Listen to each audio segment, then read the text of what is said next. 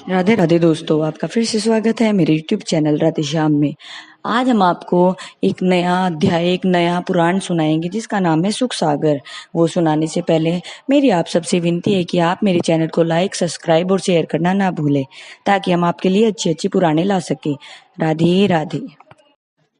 राधे राधे दोस्तों, आपका फिर से स्वागत है मेरे YouTube चैनल राधे श्याम में। आज हम आपको आगे की कथा सुनाते हैं। उद्धव के मुख से यह सुनकर प्रभु श्री कृष्ण जी बोले, हे मित्र, वैसे तो इस संसारी मोह माया में से अपने मन को अलग करना प्राणी के लिए कठिन अवश्य है, लेकिन असंभव नहीं है। वेद शास्त्रों के प्रकांड विद्वान और श्रेष्ठ गुरु श्री भी मनुष्यों का मन संसारी मोह माया से इस प्रकार अलग कर देते हैं कि उनको उससे वमन की तरह घृणा हो जाती है। संसारी मोह माया से अपने मन को अलग करने के ज्ञान, कर्म और भक्ति से तीन पर उपाय इससे पहले भी हम आपको बता चुके हैं, लेकिन हम अब आप तुमको किस प्रकार के मनुष्यों को कौन सा उपाय करना चाहिए यह बताएंगे। ध्यान से सुनो।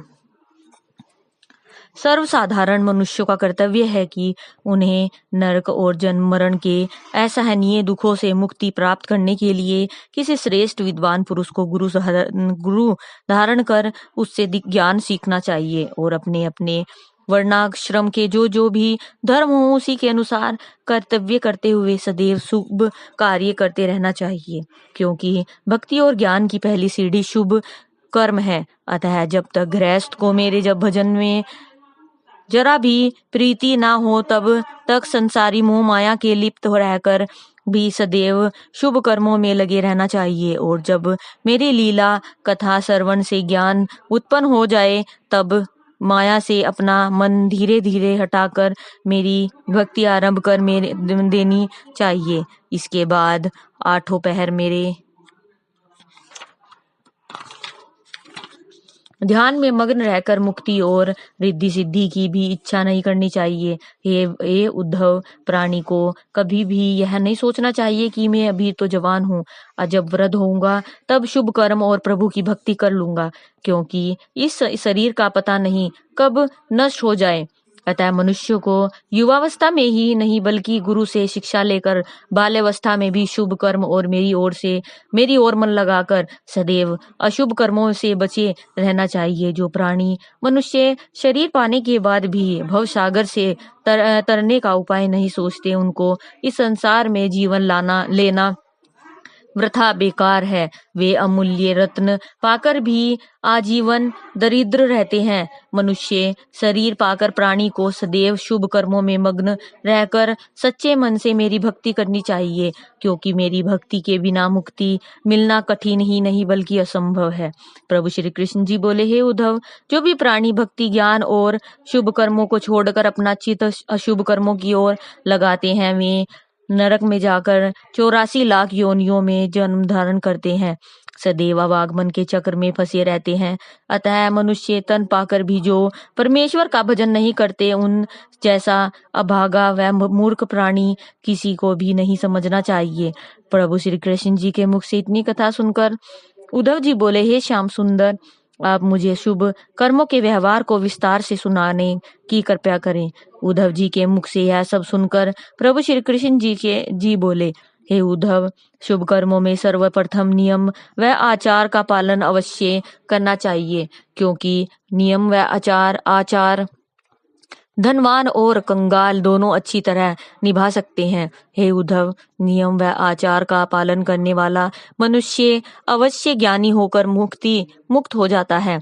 अतः प्रत्येक मनुष्य शरीरधारी प्राणी को सदैव सच्चे मन से मेरे ध्यान में मग्न रहना चाहिए, क्योंकि जो भी कोई प्राणी एक बार भी सच्चे मन से मेरा ध्यान करता है, मेरा स्मरण करता है, मैं उसको कभी नहीं भूलता और वह अवश्य ही मुक्त हो जाता है। प्रभु श्री कृष्ण जी के मुख से इतनी कथा सुनकर उद्धव जी बोले, हे जगदीश्वर, मैं आपसे 24 तत्वों का हाल सुन चुका हूँ, लेकिन उनके ज्ञानी लोग जो 3, 6, 9 और 11 तत्व बताते हैं, वो कौन से हैं? आप मुझे बताकर मेरा संशय दूर करें। उद्धव की बात सुनकर प्रभु श्री कृष्ण जी बोले, हे मित्र, कोई भी ज्ञानी मेरी माया के भेद को नहीं जान सकता, लेकिन मेरी माया के कुछ गुणों के भेदों को मैं आपको सुनाता हूँ, ध्यान से सुनो। जो 3 तत्व बताए जाते हैं वो हैं सतोगुण, रजोगुण, तमोगुण। 9 तत्व पुरुष, महतत्व, अहंकार, आकाश, वायु, अग्नि, जल, पृथ्वी, माया।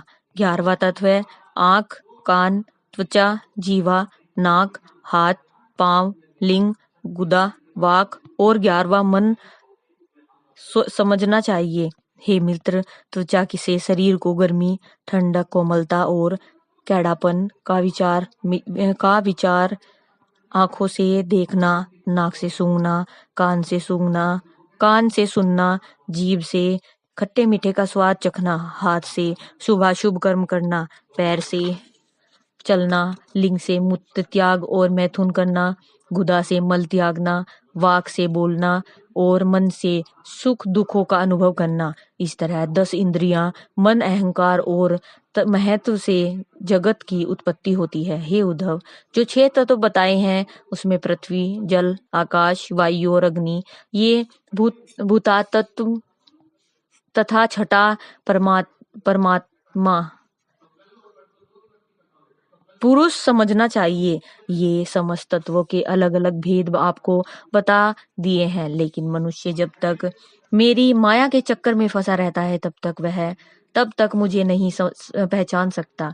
अतः मुझे जानने के लिए मेरी माया से अलग होना जरूरी है, क्योंकि जो भक्त माया से अलग होकर मुझ में मन लगाते हैं वे ही वैकुंठ का अक्षय सुख पाते हैं। हे उद्धव, जीव हिंसा करके जो मनुष्य अपने शरीर को पुष्ट करते हैं तथा जो नित्य पाप कर्म में लिप्त रहकर अपना और अपने परिवार का पालन पोषण करते हैं, वे अवश्य इस संसार के बंधन में फंसकर 84 लाख योनियों में अनेक प्रकार के कष्ट भोगते हैं। अतः मनुष्य को चाहिए कि वह सदैव शुभ कर्म करता हुआ अपने अभिमान को त्याग कर सच्चे मन से मेरे चरणों का ध्यान करता रहे और प्रत्येक दशा में प्रसन्न रहकर मन के सहित काम, क्रोधादिक 6 शत्रुओं को जीत कर किसी के अपशब्द बोलने पर भी बुरा न सोचे।